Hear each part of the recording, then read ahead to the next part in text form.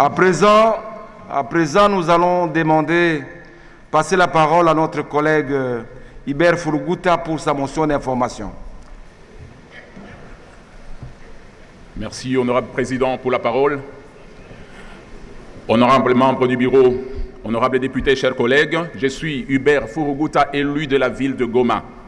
Et la population qui m'a élu m'a envoyé vous dire que depuis 4 ans maintenant, jour pour jour, il y a un mort à Goma, tué par balle.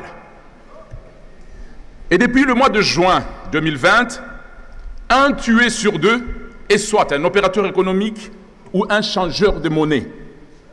Et cela se fait entre 7 h du matin et 19 h du soir. Ça veut dire au moment où il y a encore des activités dans la ville. Depuis la décision du gouvernement congolais à désengorger les prisons pour motif corona, il y a hausse des cas d'assassinat dans la ville de Goma. Ainsi, selon les informations que nous avons recueillies dans nos petites enquêtes, nous nous sommes rendus compte que les personnes qui étaient libérées étaient plutôt des bandits de haut niveau, à la place des femmes au petit délit, à la place des hommes qui ont des conflits avec leurs employeurs, à la place des citoyens congolais qui ont des conflits avec leurs locataires, leurs bailleurs parce qu'ils sont insolvables par rapport au loyer.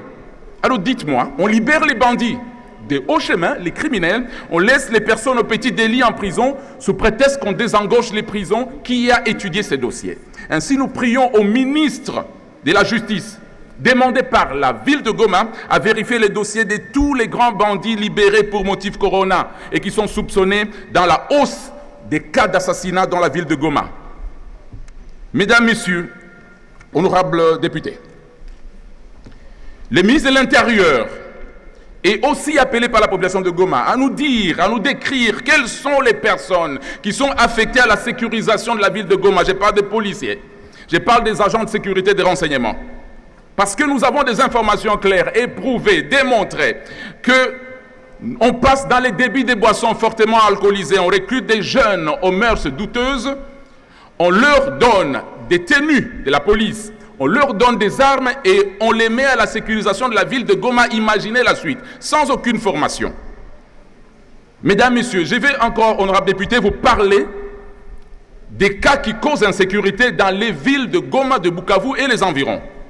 Il s'agit de conflits miniers entre creuseurs artisanaux et exploitants industriels à Massissi. Honorable Président, les riches exploitants achètent des espaces, des grands espaces à Massissi. Ils déguerpissent les creuseurs artisanaux et leurs familles et des populations entières qui sont poussées à l'exode rural. Les jeunes sont soumis au chômage cruel en ville et ces jeunes-là abandonnés sont éligibles au recrutement des faiseurs d'insécurité. Ainsi, honorable président, je m'en vais appeler certains ministres à la vérification de leur manière de travailler. Au ministre des Affaires foncières d'abord, et ensuite au ministre des Mines. Comment est-ce qu'on octroie des terres habitées par des populations autochtones?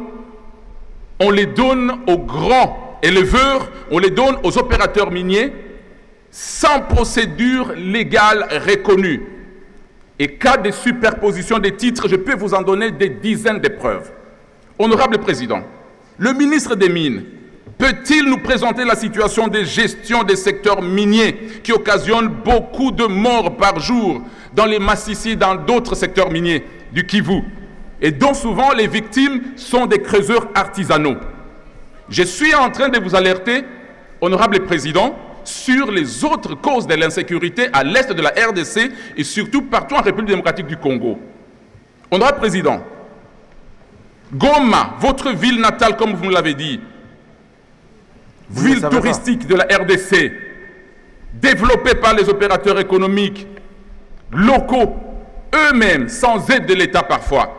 Cette ville enviée par le monde entier aujourd'hui. La ville est en train d'être abandonnée aux criminels, aux assassins par les institutions chargées de la sécurisation de la ville de Goma et de la RDC. Il y a peu, on assistait aux opérations des groupes des 40 voleurs qui dévalisaient des avenues entières sans aucune intervention de la police et aisément, ils dévalisaient des familles pauvres qui restaient sans défense et personne ne nous a expliqué. C'était une partie des 40 voleurs. Maintenant, nous passons aux assassinats quotidien en pleine journée, honorable président. Aucune explication de la part du gouvernement congolais. Et nous avons besoin des explications. Nous ne pouvons pas représenter des populations abandonnées et assassinées tous les jours. Nous posons des questions aux gouvernants. Personne ne nous dit quoi que ce soit. Nous exigeons avoir des explications de la part du gouvernement congolais. La République démocratique du Congo est abandonnée dans l'insécurité totale dans toutes les provinces. Je parle de ma ville parce que chez moi on tue une personne par jour et ce n'est pas acceptable. Nous sommes en train de parler de quoi ici? Nous perdons le temps à soutenir les autorités morales. Nous oublions les différents problèmes de la République. Nous allons arrêter tout ça. Parce que nos autorités morales veulent leurs propres intérêts. Le peuple est abandonné. Nous allons voir les priorités du gouvernement. Si ce n'est pas le peuple, ça ne sert à rien de rester ici. Nous avons demandé à ce gouvernement de démissionner. Nous avons assez souffert. Les priorités du peuple sont abandonnées. Et voilà que nous sommes en train de vivre la cacophonie. Honorable président, je termine en vous disant ceci. Si vous avez abusé de notre temps. Honorable, je termine, honorable président. Vous êtes étendu de l'information. Honorable président, merci. À d'autres questions. Je termine.